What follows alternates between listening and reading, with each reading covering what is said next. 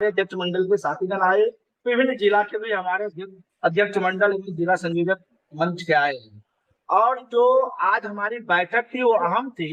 क्योंकि बिहार सरकार ने और शिक्षा विभाग ने पुनः नियोजित शिक्षकों के आंख में धूल झोंकने के लिए सक्षमता परीक्षा द्वितीय लाया है। और यह तब लाया है जब उच्च न्यायालय पटना का फैसला शिक्षकों के लिए सक्षमता परीक्षा की अनिवार्यता को खत्म कर दी गई, यानी शिक्षक को परीक्षा देने की आवश्यकता नहीं है और सरकार हमको परीक्षा के नाम पर सेवा से नहीं हटा सकती है अगर हम परीक्षा नहीं देते हैं। और वह जो न्यायालय का आदेश आया 90 दिन समाप्त नहीं हुई है, साथ ही उस आदेश में जो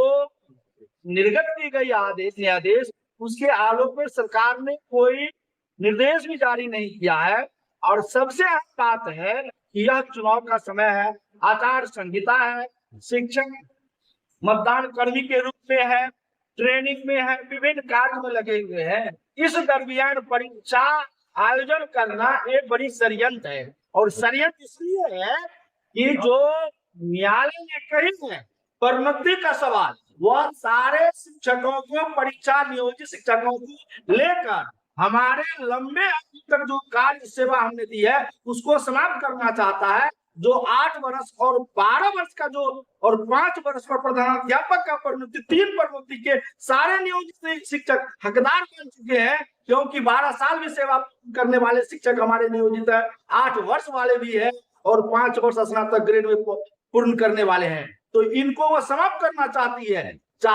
कि जो परीक्षा नहीं दिए हैं वह इसके लिए लड़ाई और न्यायालय के द्वारा न्यायाधीश जो आया है उसका वो बेनिफिट लेगा। उससे रोकने के लिए हम तमाम नियोजित शिक्षकों का पुनः वो एक चालाकी से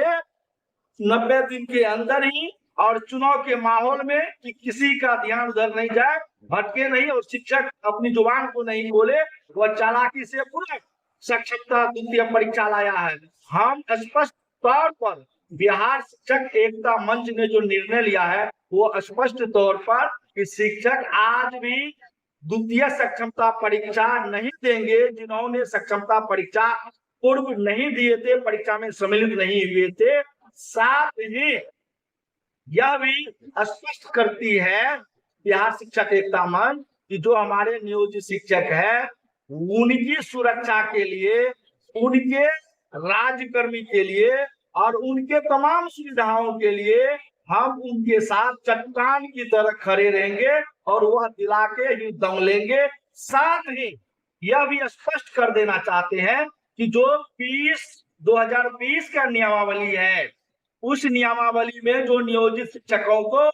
प्रोन्नति का प्रावधान है वो जब तक नहीं मिलेगा तब तक सरकार की कोई चालाकी नहीं होगा। हम तो यह भी देख रहे हैं कि जिन्होंने विगत समय सक्षमता परीक्षा दी है, जो पास किया वो भी नियोजित में रहकर ये प्रोन्नति का लाभ लेना चाहता है। इसलिए स्पष्ट तौर पर हम शिक्षकों से कहना चाहेंगे कि सरकार और विभाग के भ्रम में नहीं फंसना है। आपकी हकमारी हो रही है, आपके सेवा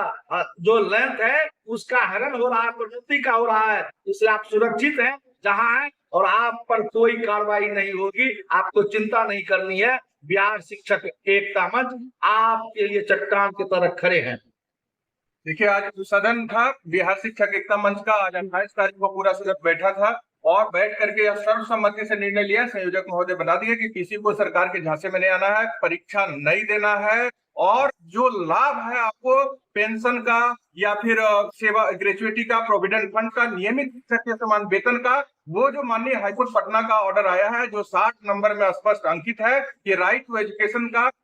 एजुकेशन का सेक्शन 23 का 3 जो वेतन और अन्य सुविधा के लिए है जो नियमित शिक्षक के समान होगा वह आपको लागू सरकार को करना होगा। सरकार यह बर्डन से बचने के लिए सब लोगों को साजिश के तहत परीक्षा दिला करके विशिष्ट बना करके नियमित शिक्षक के बराबर वेतन, पेंशन, प्रोविडेंट फंड, ग्रेजुएटी का लाभ नहीं देना चाहती है, उनको प्रमोशन नहीं देना चाहती है। पिछला जो आपका सर्विस लेंथ है 17 साल, 18 साल का, 15 साल का, उसको खत्म कर देना चाहती है। उस पर सारे सदन, ये प्रदीप और पप्पू जी का निर्णय नहीं, आनंद कौशल का निर्णय नहीं, जितने लोग भी आए हैं सभी जिला सारे लोग ने इस पर सहमति दी है कि हम नियोजित शिक्षक के रूप में राज्यकर्मी के साथ राज्यकर्मी का सब सुविधा यहाँ की नियमित शिक्षक के समान वेतन, पेंशन, ग्रेजुएटी, प्रोविडेंट फंड और अन्य लाभ, प्रमोशन का लाभ प्राप्त करेंगे माननीय हाईकोर्ट पटना के आदेश के आलोक में। और इसके लिए बिहार शिक्षक एकता मंच के द्वारा सभी नियोजित शिक्षक को यह स्पष्ट यहाँ से सलाह है कि जो भी लोग एकता मंच पर भरोसा रख करके परीक्षा में शामिल नहीं होंगे, उनको न्याय दिलाने के लिए हम लोग सड़क से लेके, सदन से लेके माननीय हाईकोर्ट में अवमानना दायर करना पड़ेगा तो वहां दायर करके, सुप्रीम कोर्ट तक जाना पड़ेगा तो वहां तक जाएंगे, लेकिन आपके साथ बिहार शिक्षक एकता मंच पूर्णतः खड़ा रहेगा। यह विश्वास आप लोग को आज के बैठक से दिलाने का निर्णय हुआ था, वही निर्णय के आलोक में हम लोग अपनी